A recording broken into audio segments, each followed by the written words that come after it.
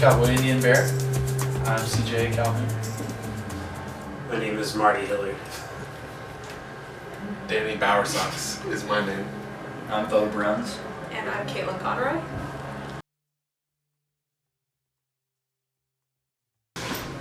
We kicked around a few different possibilities. We've never changed our name. Should we? Stop that. Should we? We may have made a bad decision with our name. No, I don't know. I don't remember any of the other names. That's not true. I remember one. Cinnamon in a minute. Cinnamon in a minute.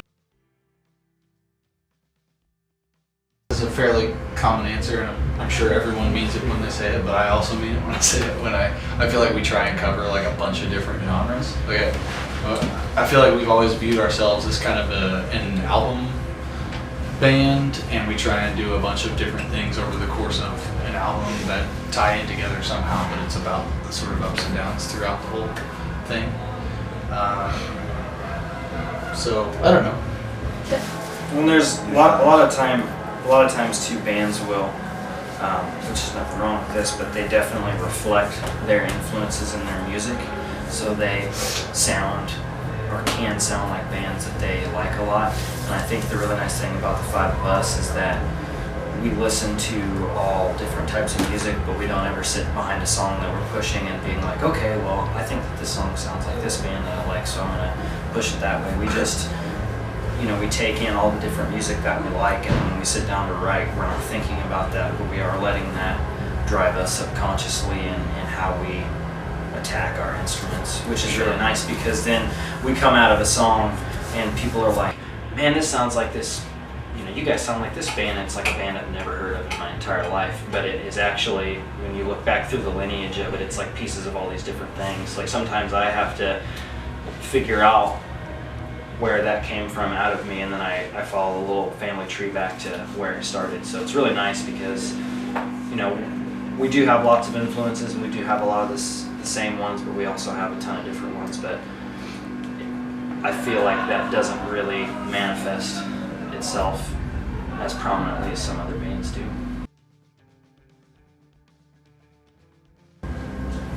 Very earnest. I like that. Let's see. I'm gonna do two people, one word each. Muerte. That means death? Yeah, exactly what it means. I feel like Danny is a calming influence. That would be my two calming words. Nice. And then I'll get Feverishly passionate. Boom.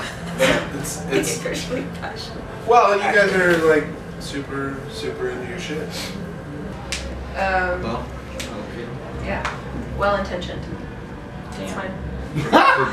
Oh, That might be the best of all. Very reflective. You should look at yourself. I'll do the That's mirror. fine. Very reflective. You use spells.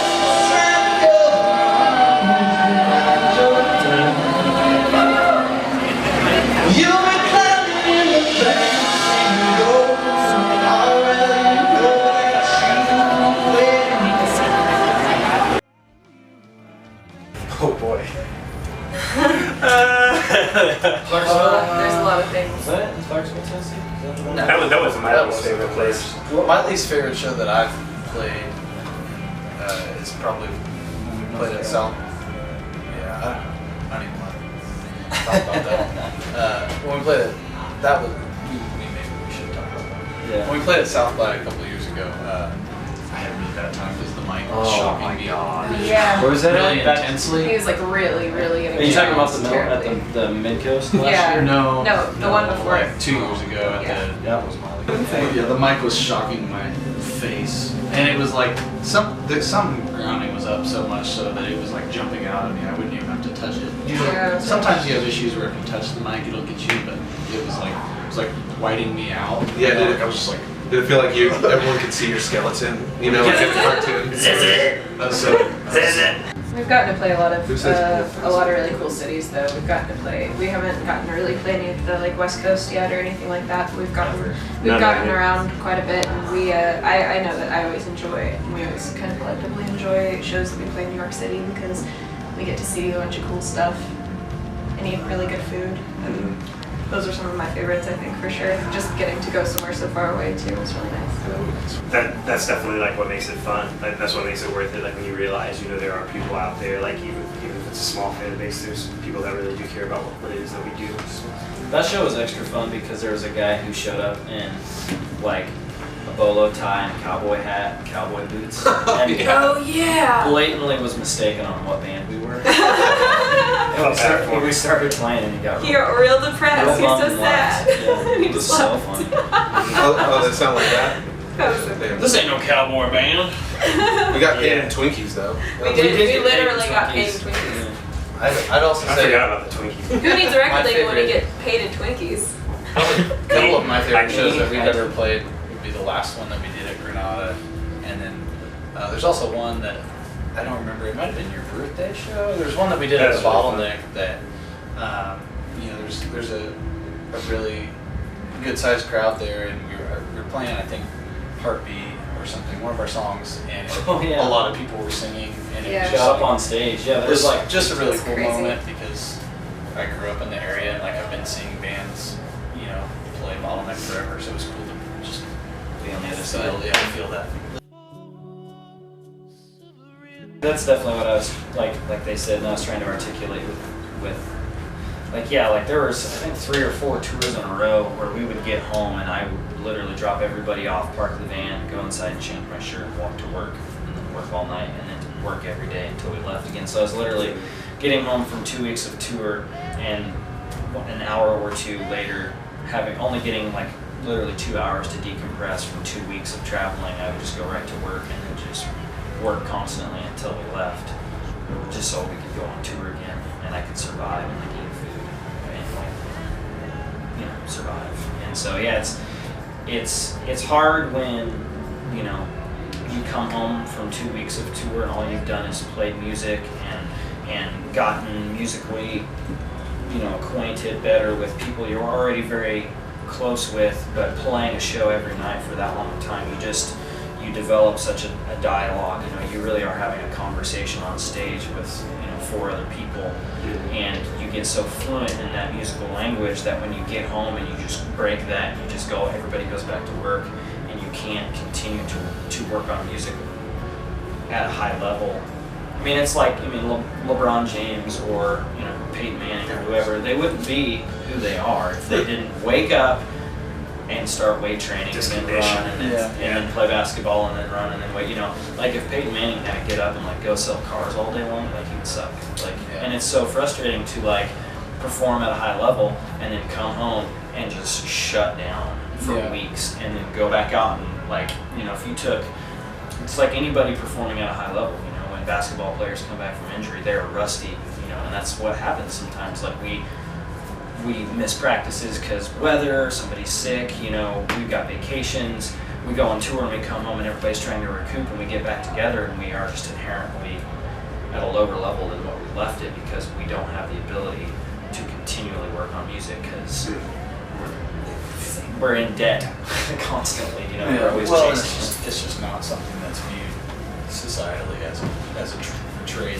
You know, it's not something we can work on for 40 to 50 hours a week and pay our bills. Most people look at it as a hobby or a choice or as something that people who don't want to have a real job do. You know, so Definitely harder than It's a lot of jobs. I would Had a lot of jobs too. Yeah. I would just say, please keep coming to shows. Like, I don't think, sometimes I'm not sure people realize like how much that means to us as musicians. Like aside from because of everything that we've been talking about, like all the work that we put into everything, then to have people come out and enjoy the shows and like show up and care, like that does kind of make it worth it. You know what I mean? And that, so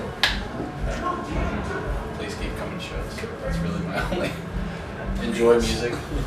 Yeah. And so I would just say, as you listen to us, and as you listen to whoever else you're listening to, I would just listen to it. You know, put some headphones on so you can really hear what's going on, and just listen to it, and just take it in, and just do exercises. You know, listen. Literally do some exercises. Treadmill, Stretches. Listen to a band you don't Kettlebells. like, and go on a run, and just like listen to a band you don't think you might like, or listen to a record you maybe have brushed off at first because I think it's. Yeah, You're literally talking about exercising. I mean, whatever. I was pulling off what you guys are saying. But Right, I mean, whatever. that's great. Go on a walk, just sit down, and I will Consider a trampoline. consider a trampoline. But Yeah, yeah, just listen to music and listen to the music, and don't listen to what other people are saying about the music because Dig into the past. yeah.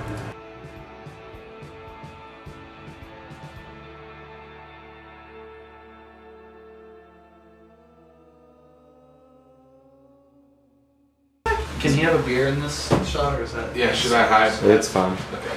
That's what. No one's gonna arrest What me. can we Can we have a joint?